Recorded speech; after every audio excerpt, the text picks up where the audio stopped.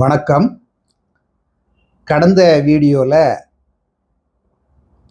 Calorie கம்மியாக இருக்கக்கூடிய, அதாவது 110 கலோரிக்கு உட்பட்ட இனிப்பு வகைகளை பற்றி சொல்லிக்கிட்டு இருந்தேன். சாக்லேட் சின்ன பீஸு, கோகனட் லட்டு, ஓட்ஸு குக்கிங்கிறது பிஸ்கட் மாதிரி இருக்கும். ஓட்ஸு நட்டும் சேர்ந்த லட்டு, அப்புறம் ஜிலேபி, அப்புறம் பாலில் செய்த ஸ்வீட்டுகள், இதெல்லாம் பற்றி சொல்லிக்கிட்டு இருந்தேன். இதில் எல்லாம் கலோரிஸு ரொம்ப கம்மியாக இருக்குது, 110 கலோரிஸுக்கு உட்பட்டு இருக்குது அப்படின்னு சொன்னேன். இப்போ முக்கியமான 2 ஐட்டங்களை இதுக்கு கூட சேர்க்க போகிறேன். ஒன்று கேரட் பாயசம். பாயசம்னா எல்லாருக்கும் ரொம்ப பிடிக்கும்ல.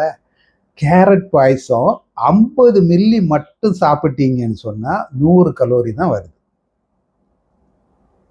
கேரட் பாயசம் 50 மில்லி மட்டும், நிறைய சாப்பிட்டா அதிகம், 50 மில்லி மட்டும் சாப்பிட்டா. அதே மாதிரி ஒரு கம்பெனி, ஐஸ்கிரீம் கம்பெனி, ஹெல்த்தி ஐஸ்கிரீம்ஸ்ன்னு சொல்லிக்கிட்டு ப்ரொமோட் பண்ணுறாங்க, விற்கிறாங்க.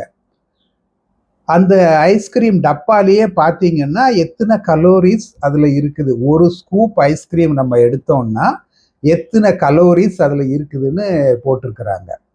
பெரும்பாலான ஐஸ்கிரீம்ஸில் 75லிருந்து 90 கலோரிஸ் தான் ஒரு ஸ்கூப் ஐஸ்கிரீமில் இருக்குது. ஸோ ஐஸ்கிரீம் ரொம்ப விரும்பி சாப்பிட்றவங்க இந்த ஐஸ்கிரீமை தேடி கண்டுபிடிச்சி வாங்கி வச்சுக்குங்க. இப்போது இனிப்புன்னு வந்துடுச்சுன்னா, இனிப்பு சாப்பிட்டா சுகர் கண்டிப்பாக ஏறும். அதை நல்லா புரிஞ்சுக்கணும்.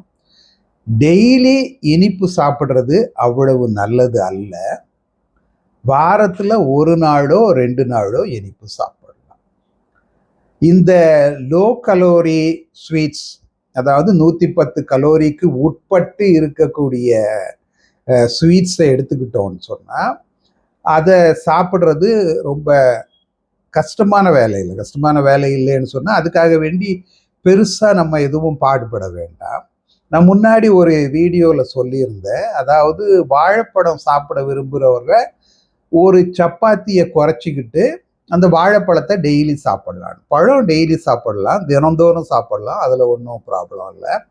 ஆனால் இந்த ஸ்வீட் சாப்பிடணும்னு நினச்சிங்கன்னா தினம் சாப்பிடக்கூடாது, வாரத்தில் 2 நாள் சாப்பிடலாம். ஸ்வீட் எல்லாமே சுகரை அதிகப்படுத்த தான் செய்யும். பட் அதுக்கு மாறுதலாக நம்ம ஏதாவது சாப்பாட்டில் ரெகுலராக சாப்பிட்ற ஒரு சாப்பாடை குறைத்து விட்டு அதற்கு பதிலாக இந்த ஸ்வீட்டை, அந்த இனிப்பை சாப்பிட்டோன்னு சொன்னால் அந்த சுகர் அவ்வளவு ஏறாது. அந்த வகையில் இந்த நாம் ஏற்கனவே நம்ம சொன்ன இனிப்பு வகைகள் எல்லாம் கலோரிஸ் கிட்டத்தட்ட 100 அப்படி தான் இருக்குது. ஸோ அதனால ஏற்கனவே நீங்கள் பழங்கள் சாப்பிட்டுக்கிட்டு இருந்தா ஒரு வாழைப்பழத்தை ஒரு நாள் நிறுத்திக்கிட்டு அதற்கு பதில் ஒரு ஸ்வீட் அன்னைக்கு சாப்பிட்டீங்கன்னு சொன்னால் உங்கள் சுகர் அதிகமாகாது. இந்த குறைவான கலோரிஸ் இருக்கக்கூடிய ஸ்வீட்டை நம்ம உணவில் சேர்த்துக்கக்கூடிய வழி இதுதான். எப்படின்னா, ஏற்கனவே நம்ம சாப்பிட்டுக்கிட்டு இருக்கக்கூடிய ஒரு வாழைப்பழத்தையோ அல்லது ஒரு சப்பாத்தியோ குறைத்து கொண்டு அதற்கு பதில் இந்த ஸ்வீட்டை நாம் சாப்பிட்டால் நம் உடம்பில் உள்ள சுகர் அதிகமாகாது. இதுதான் சீக்ரெட்டு. இதை நீங்கள் புரிஞ்சுக்கிட்டு ஸ்வீட் சாப்பிடணும்னு நினைக்கிற அன்னைக்கு அல்லது ஐஸ்கிரீம் சாப்பிடணும்னு நினைக்கிற அன்னைக்கு அந்த ஒரு வாழைப்பழத்தை நிறுத்திக்கிட்டு அதுக்கு பதில் இந்த ஸ்வீட்டை, லோ கலோரி ஸ்வீட், அதாவது கலோரி கம்மியாக இருக்கிற ஸ்வீட்டை உங்கள் உணவு கூட சேர்த்துக்கிட்டீங்கன்னா உங்களுடைய சர்க்கரை அதிகமாகாது. இதை நல்லா புரிஞ்சுக்குங்க. அடுத்த முறை இன்னும் கொஞ்சம் கலோரிஸ் அதிகமாக இருக்கக்கூடிய 110லிருந்து 300 கலோரிஸ் வரை இருக்கக்கூடிய இனிப்பு வகைகளை எப்படி சாப்பிடலாம், அதுக்கு வித்தியாசமான முறையில் அதை சாப்பிடணும். அதை எப்படி சாப்பிடலாங்கிறத அடுத்த வீடியோவில் பார்க்கலாம்.